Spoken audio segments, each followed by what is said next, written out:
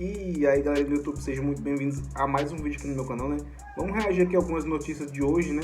E tudo que tem a ver com futebol. Bora pro vídeo.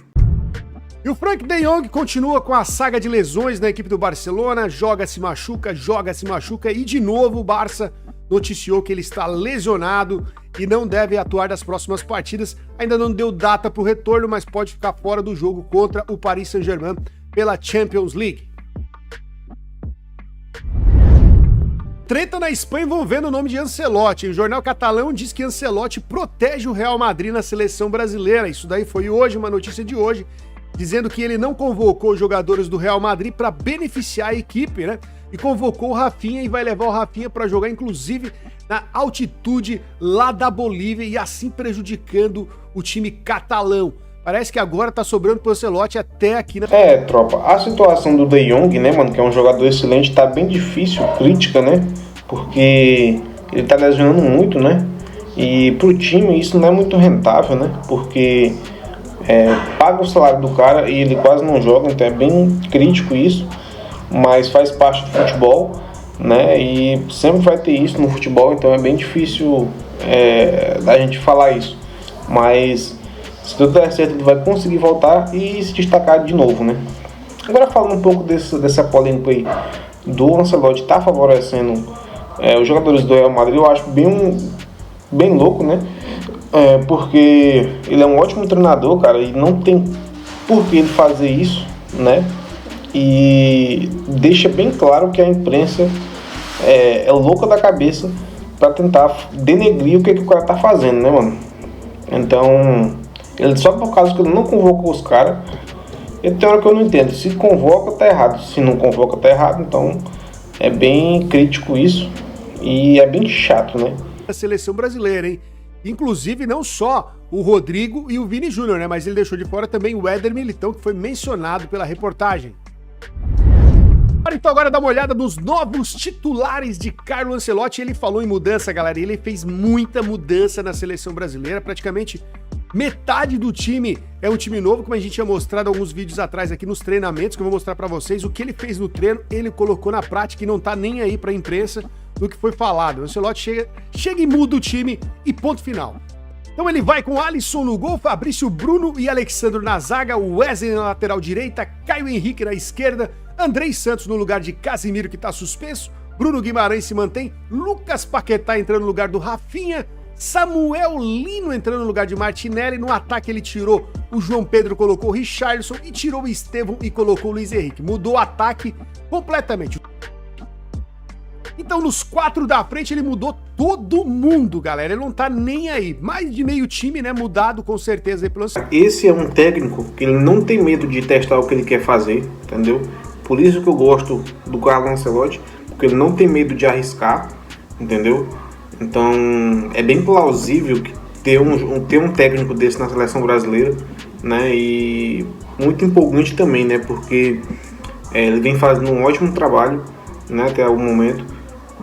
Não decepcionou. Fez o seu melhor, então é bem bom isso, né?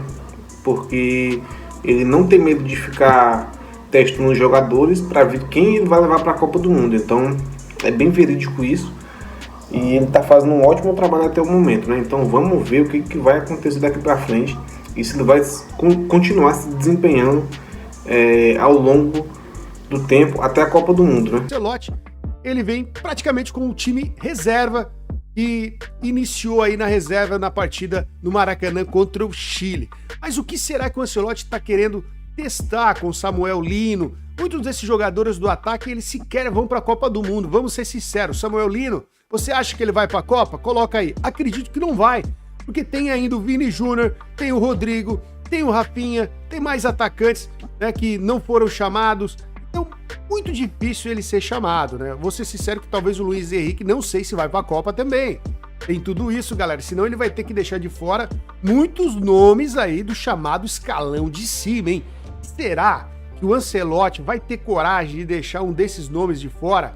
Tipo Rodrigo, Neymar, nem se fala, né?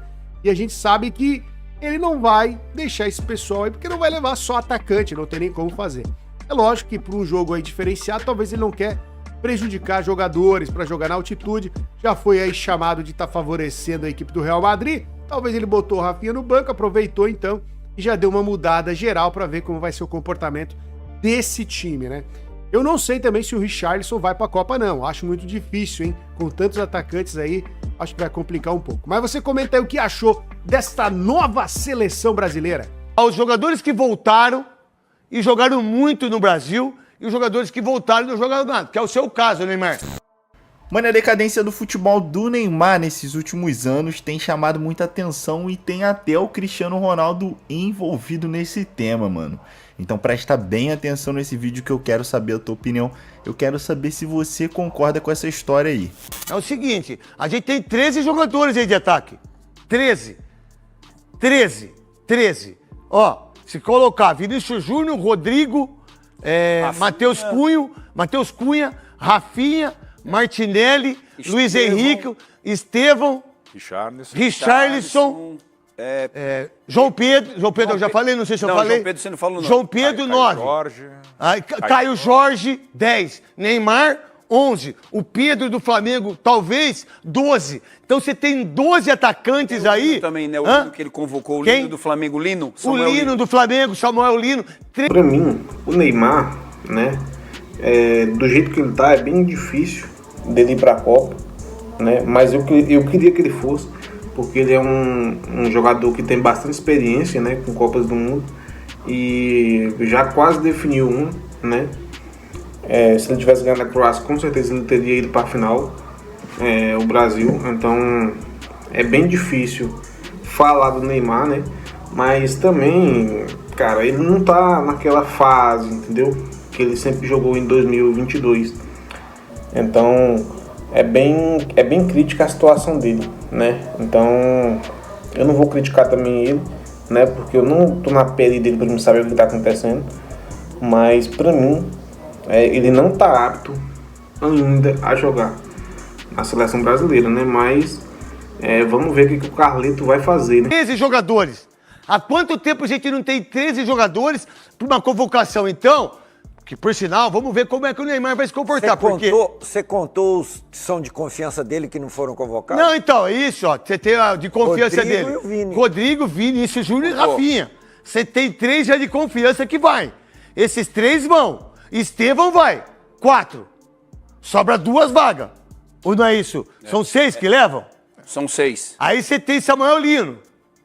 Que tá jogando muita bola Que tá jogando muita bola. Mas aí, a gente fez uma matéria aí, acho que ontem, hoje, o Ricardinho, todo mundo aí, em relação aos jogadores que voltaram e jogaram muito no Brasil e os jogadores que voltaram e não jogaram nada, que é o seu caso, Neymar. Bom, tropa, esse é o final do vídeo, né? Se você não é inscrito, já se inscreve, né? E se você gostou do vídeo, deixe seu like, que é muito importante, né? E comenta bastante pra gente saber a sua opinião. Até o próximo vídeo.